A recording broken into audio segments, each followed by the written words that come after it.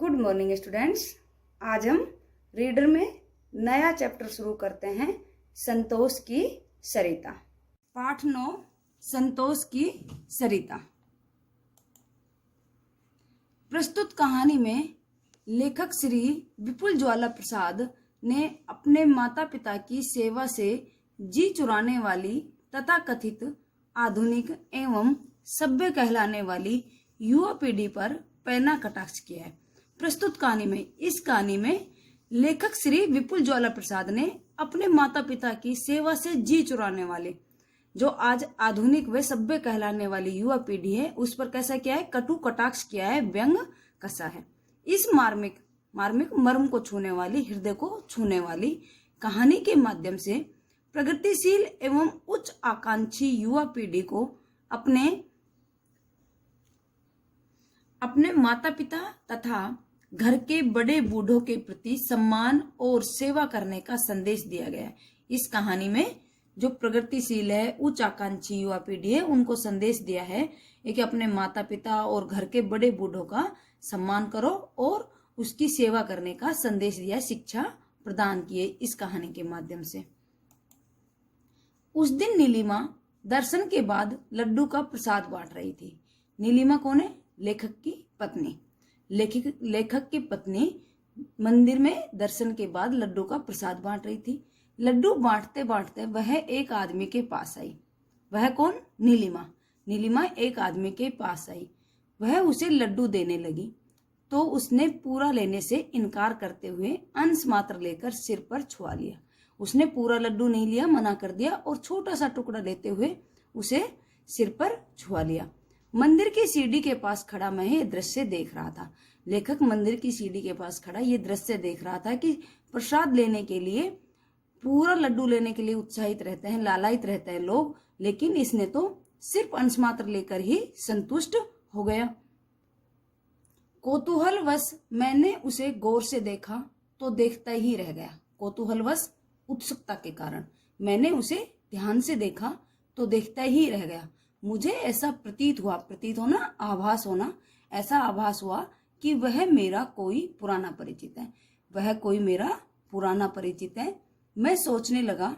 अचानक मुझे याद आया कि वे नाथूखेड़ी के पटेल जी हैं। वे कौन है? नाथूखेड़ी के पटेल जी। पर ये यहाँ कैसे आ गए? मन में अनेक प्रश्न उठने लगे। लेखक के मन में अनेक प्रश्न उठने लगे। ये नाथूखेड़ी के पटेल जी पर यहाँ कैसे आ गए? मुझे वो दिन स्मरण हुआ है। लेखक को पुराने दिन याद हुआ है जब मैं नाथूखेड़ी में स्टेशन मास्टर था। जब लेखक नाथूखेड़ी में क्या था? स्टेशन मास्टर था। मेल को ऑल राइट सिग्नल दिखाकर, ट्रेन को हरी झंडी दिखाकर जब मैं ऑफिस में आया तो वहां एक अपरिचित सज्जन खड़े थे। वहां एक अपरिचित, जिसको लेखक नहीं जानता था, वो सज्जन खड़े थे। उसकी कैसी विशेषता थी? घनी मूछें। पटेल जी की घनी मूछें थी। उनका चेहरा चमक रहा था, राम राम बाबू सा। घनी मूछें थी पटेल जी के और उनका चेहरा क्या चमक रहा था, और राम राम बाबू सा कहकर उसका अभिवादन किया, मतलब कि नमस्कार आदि करना, अभिवादन करना, नमस्कार आदि करना। उन्होंने मेरा अभिवादन किया। किसका अभिवादन किया? स्टेशन मास्टर का, लेखक का अभिवादन किया। राम राम का प्रत्युत्तर दे। लेखक ने राम राम का उत्तर दे दिया। मैं उनसे उनका परिचय पूछने ही वाला था। लेखक उनसे उनका परिचय पूछने वाला था कि मैं आपको जानता नहीं हूं, आप कौन है, कि वहां ऑफिस में उपस्थित मेरे सहयोगी बीच में ही बोल पड़े। ऑफिस में जो लेखक के सहयोगी थे, जो साथ करने वाले स्टाफ था, साथ काम करने वाला स्टाफ था, उसने बीच में ही बोल दिया कि आप नाथूखेड़ी गांव के पटेल जी हैं। ये कौन है? नाथूखेड़ी गांव के पटेल जी हैं। इस इलाके के जाने माने व्यक्ति हैं। हर बाबूसा हाकिम हुक्मरान से मेल मिलाप रखने की इनकी आदत है। किसी स्वार्थवश नहीं, वैसे ही ये नाथूखेड़ी गांव के पटेल जी हैं, लेकिन ये हर हाकिम हुक्मरान अफसरों से मेल मिलाप रखने की इनकी आदत है। ये सभी से मेल जोल रखते हैं, ये इनकी आदत है। किसी स्वार्थवश नहीं, वैसे ही। अच्छा बैठिए पटेल साहब। लेखक ने कहा, अच्छा बैठिए पटेल साहब। सामने रखी कुर्सी की ओर मैंने इशारा किया। लेखक ने इशारा किया कि पटेल साहब बैठिए। इसी बीच चपरासी बाजार से चाय ले आया था। इसी बीच चपरासी बाजार से क्या लेकर आ गया था? चाय लेकर आ गया था। कुछ ही दिनों में मेरी पटेल जी से अत्यधिक घनिष्ठता हो गई। कुछ दिनों में लेखक की और पटेल जी की अत्यधिक गहरी दोस्ती हो गई। घनिष्ठता होना, गहरी दोस्ती होना। पटेल जी रोजाना ही मुझे अपने खेतों पर घुमाने ले जाते। पटेल जी रोजाना ही लेखक को अपने खेतों पर घुमाने ले जाते। खेतों में फूली सरसों को देखकर लगता मानो प्रकृति ने पृथ्वी पर पीली चादर बिछा रखी है। लेखक जब खेत में घूमने जाता तो उसे लगता जो सरसों के ऊपर फूल आ रहे थे, फूली हुई सरसों को देखकर लगता मानो प्रकृति ने पृथ्वी पर क्या बिछा दिया? पीली चादर बिछा दी। अभी तक मेरा परिवार मेरे साथ रहने नहीं आया था। लेखक का परिवार लेखक के साथ रहने नहीं आया था। अतः भोजन पटेल जी ही रोजाना भेजते थे और भोजन भी पटेल जी ही रोजाना भेजते थे। नीलिमा ने ध्यान भंग किया। लेखक की पत्नी ने ध्यान भंग किया। वह बोली, अब चलिए। उसने मंदिर का कार्य पूरा किया और कहा कि अब चलिए।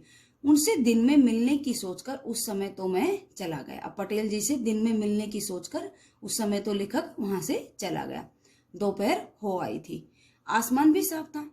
आसमान साफ था। सूरज की गुलाबी धूप बड़ी सुहानी लग रही थी। सर्दी का मौसम था और सूरज की जो गुलाबी धूप थी वह बहुत अच्छी लग रही थी। मैं मंदिर पहुंचा। लेखक कहाँ पहुंच गया? मंदिर पहुंच गया। मैंने देखा कि वे लकड़ी का सहारा लिए ठक ठक करते सड़क पर चले आ रहे थे। लेखक ने देखा एक पटेल जी लकड़ी का सहारा लेकर ठक ठक करते हुए, लकड़ी को टिकाते हुए सड़क पर चले आ रहे थे। मैं कार से उतरकर उनके साथ हो लिया। लेखक कार से उतरकर किसके साथ हो लिए? पटेल जी के साथ। जयराम जी के पटेल जी। उसने कहा कि जयराम जी के पटेल जी। लेखक ने अभिवादन किया। उनके साथ साथ चलते हुए मैंने उनका ध्यान बटाया। लेखक ने उनके साथ चलते हुए उसका ध्यान बटाया। वह चलते चलते रुक गए। पटेल जी चलते चलते रुक गए। आप कौन है भैया जी? आप कौन है भैया? मैं पटेल वटेल नहीं, मैं पटेल वटेल नहीं हूँ। आप मुझे गलत समझ रहे हो। आप मुझे क्या समझ रहे हो? गलत समझ रहे हो। आप मुझे देख नहीं रहे? मैं तो। और हाथ की लकड़ी ठक ठक करते वह फिर आगे बढ़ गए। लेखक बोला कि आप मुझे, लेखक से कौन बोला?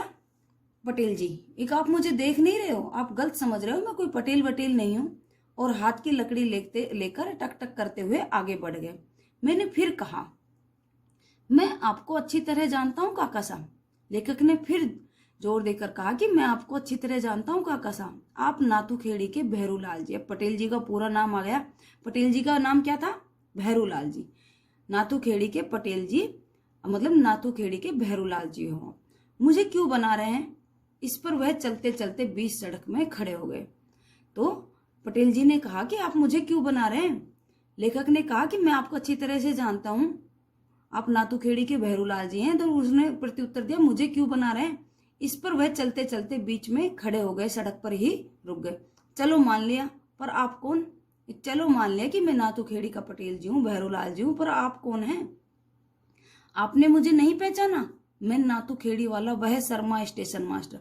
आपने मुझे नहीं पहचाना? मैं नाथूखेड़ी वाला वह शर्मा स्टेशन मास्टर, जो पहले स्टेशन पर कार्य करता था, वह स्टेशन मास्टर हूँ।